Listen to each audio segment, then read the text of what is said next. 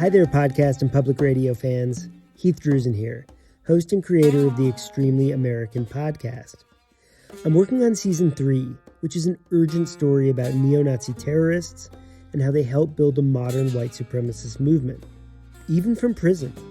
Some of their ideas have even made it to today's White House.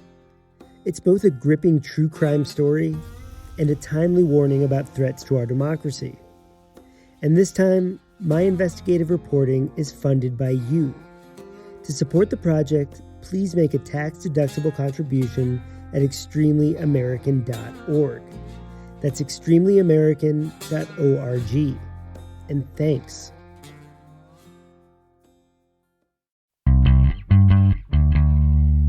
More Idaho Matters now from the studios of Boise State Public Radio News. I'm Gemma Cadet. Devin Harr lives in Rupert, and when he isn't helping his wife and 7 kids with their cows and chickens on their 14-acre family farm, he's in the office filling cavities and fitting crowns on his dental patients. So, how did this mild-mannered dentist end up dodging obstacles and jumping water pits in the regional finals of American Ninja Warrior on NBC? Well, that's the question we wanted to ask this dental ninja. We're lucky enough to have him joining us now to talk more before he goes on his next big run. Devin, welcome to the program. Hey, thanks for having me. Well, hey, I'm super excited to be talking to you. I have to say, my boys and I were obsessed with American Ninja Warrior for such a long time. So I am curious, how did you get started as a Ninja Warrior? Well, this is the 18th season of American Ninja Warrior, and I didn't even know about it till it was probably in its 12th season. So I just happened to see it on TV one day, and just like you, I was captivated, and I just thought, man, this is right up my alley. If I could be on this, that would be pretty awesome. So I called my brother, and I was like, hey, we need to apply for this thing. And anyway, you never think you're going to get in when you apply for things like this. I think they say it's about 70,000 apply every year, and I think only 400 get to go. So I didn't think there'd be a chance. But anyway, it's been a long journey. This is my 5th year doing it, and we've come a long way from the start. Okay, so you've, as you said, your 5th time doing this. You've been trying to win that grand prize, which is $250,000 for quite a while.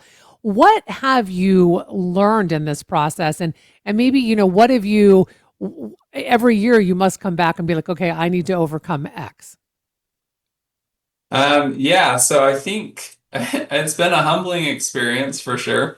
The first time I watched it on TV, it's funny, the words that came out of my mouth to my brother were, hey, if either one of us got in, we would win for sure. Like, there was no question in my mind. And that couldn't have been further from the truth. So sometimes you see stuff and you think it's going to be easy, and it was humbling. So it's, yeah, like you said, it's just been trial and error and figuring out what things I need to work on, and mostly it's been technique. There's a lot of different technique involved in this than other things that I've tried, and the growth has been very rewarding and mostly just super fun to bring my family along. I've been doing it since some of my kids were babies, and now they're 6 and 7, and other ones are older. But it's just fun. They get super excited to come to the show every year and watch me compete. So, as I mentioned, you live in Rupert. You are not very close to one of those big ninja gyms. So, how have you been training? Because I heard, and I'm not sure if this is true or not, that you built a course in your dairy barn? Yeah, so the property we bought when we moved here used to be an old dairy farm. And in the open rafters in the dairy barn where the cows would funnel in to be milked, that's where we do our thing. So it's not that glamorous, but it's a lot of fun, and there's a lot of open space in there to whatever you can imagine. You can do. So Devin, how hard is it to actually truly physically train for American Ninja Warrior? Because I have to say, I love your confidence when you first watched it and you're like, we can win this whole thing. Because when I first watched it, I was like, I work out. I couldn't do this. So walk us through what it's really like to train for something like this. Yeah, I think the biggest thing that usually gives out for people is their grip strength. Mm, So it's obviously a lot of upper body. And going into it, like I've worked out and I can do a lot of pull-ups and different things. So I thought I thought it would be just a breeze, but beyond just the grip strength and endurance that way, there's a lot more technique involved than I originally anticipated. So a lot of mm. people that come over to my house that want to try like the salmon ladder, which is um, it's the where you kind of do a pull up with the bar and you bring the bar Yeah. with you as you go up the rungs. I don't know if you've seen that, Hmm. Oh, I have. but there's a lot of people that are really athletic and can do lots of pull-ups, but they have the ability to do it, the strength to do it, but they struggle even doing one rung. And that was my experience when I first tried it after I knew I was going to get in, that was my first realization to, oh, this is a lot harder than it looks. So technique and endurance, I think, are the biggest things. Yeah. So I know that most recently on the show, it actually took you 2 tries to get through the course. And you mentioned your children being there and watching you when you compete. And you said you were actually really happy that your kids got to see you fail and then succeed. What great life lessons, right? So what life lessons are you hoping that you're teaching your kids? And I know your name on the show is the Dental Ninja. Hmm. Yeah, no, I think everybody in life is going to have failure. It's just part of life. Hmm. And I think how you respond to that failure is um, says a lot about you and who you are. Do you give up? It's okay to have weak moments and be frustrated, but then what do you do after that? You go back to the drawing board, you pick yourself back up and figure out how to find success.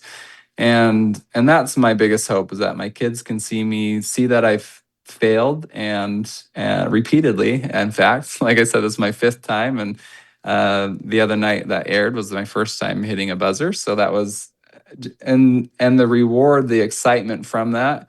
I don't think I could have experienced those emotions had I not gone through the failure again and again, and having my the hardest part for me was just having my family. We want to have them, our kids, we want to be their hero, and so that was Hmm. the hardest thing to fail again and again. Not that they were upset with me or angry. They're all very kind and it's okay, dad, and all these things, but I wanted to be kind of that hero for them. And so to hit the buzzer and to have all them there, that feeling is one of the best feelings in the world to me. Yeah.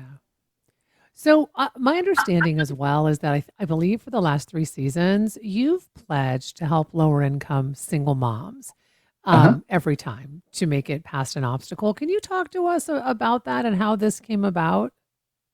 Yeah, so my grandpa and my dad and uncle, they started a foundation for single moms. Um, and their goal with that is to help them better their lives. So they it's kind of like a book club, I guess you could say, but they do other things as well, where they're doing things to set goals and improve their current situation and save up to buy a house and to get an education. Being a parent can be one of the most challenging things, one of the most rewarding things, but definitely one of the most challenging. And to do it alone would be, I'm just so grateful that I have my wife. There's a million things that she does for me and my kids. Um, and so just to carry that, I don't want to say burden, but just all the responsibility on yourself is a lot. And so to try to give back and give some aid to people who give so much of themselves is something that we want to do. So it's been pretty fun. So then I've helped kind of be a coach for my dad and grandpa's foundation, and done some books and helped some things there. But then here at my practice, every year afterwards, so depending on how many obstacles I make it through, we've pledged $1,000 per obstacle that I complete to help single moms. And so Usually what we'll do is we'll have kind of an application, and people can submit or nominate, and we get a bunch of women to come in, and we do exams and cleanings for free. And then of that, I have a board of my staff that's not including myself that goes through that and decides who may be the most deserving based on A, B, or C. And then we have done quite a bit of work to help people who couldn't otherwise afford it. So whether that's crowns or implants or just regular fillings, things like that. And it's been a pretty fun experience. So can we talk a little bit about the competition this season? I mean, it's always tough every season, but what's it like this season in particular? I mean, how tough is the competition you're up against? Yeah, they're always trying to change up the obstacles to be different, right? The show, if they did the same thing every year, then people would get really good at that. So you don't ever know what's going to be your obstacle until you get there. And one thing that they've done this year is they've started doing racing.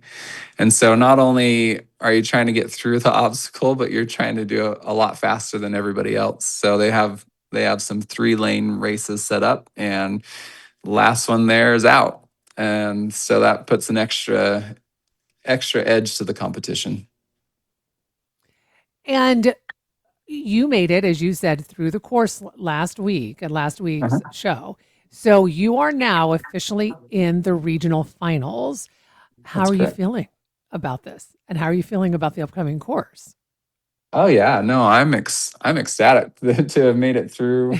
I've 1 year previous, I did make it to the semifinals, so it's the second time that I've made it this far. But now with the racing and things, it's just kind of an unknown. You don't know who you're going to race until you get there. So I'm just mostly just excited and grateful to be here, to be honest. There's a lot of really great talent out there, and kids that train day in and day out, and that's kind of just what they do. So I do my best to train where I can in between, having a family and a job and all the things, but just excited to go out there and give it my best. So for someone who might be listening to this interview, or for someone who's been watching you on American Ninja Warrior, and maybe they're sitting on the couch thinking, well, maybe I should apply. Maybe I don't know. What advice would you have for someone who's on the fence about this? Yeah, I can't remember if it was Michael Jordan or who said it, but you miss 100% of the shots you don't take. So I grew up playing basketball, and if you don't take the shot, you're for sure not going to make it. But if you take it, there's a chance. So that's kind of how I'd approach that. Same. I felt the same way. Like, who actually is going to get in? If I apply, is it just going to be a waste of time? But if you don't do it, you never know. So I think just try to make yourself stand out different from everybody else who's applying. Like I said, they get over 70,000 applications a year. So how can you make yourself be different from all the different videos they're getting sent in? But you just got to try it. And just the process alone is fun. So you can't really go wrong. Well, I want to thank you so much for taking time out of what is a very busy schedule to talk with us. We've been speaking with Devin Harr from Rupert, who's competing in tonight's American Ninja Warrior show on NBC as the Dental Ninja from Idaho. And you can see that show at 8 p.m. Mountain Time on KTVB. You've been listening to the Idaho Matters podcast from Boise State Public Radio. To stay in touch, you can find quick Idaho daily news every morning when you subscribe to the Connector podcast. And text this podcast to a friend. It's how podcasts grow. Love Boise State Public Radio podcasts? They are free to enjoy, but not free to produce.